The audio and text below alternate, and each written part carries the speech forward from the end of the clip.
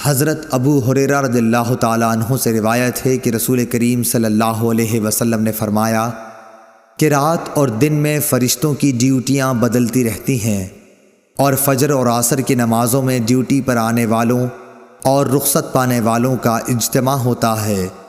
پھر تمہارے پاس رہنے والے فرشتے جب اوپر چڑھتے ہیں تو اللہ تعالیٰ پوچھتا ہے، حالانکہ وہ ان سے بہت زیادہ اپنے بندوں کے متعلق جانتا ہے، کہ میرے بندوں کو تم نے کس حال میں چھوڑا؟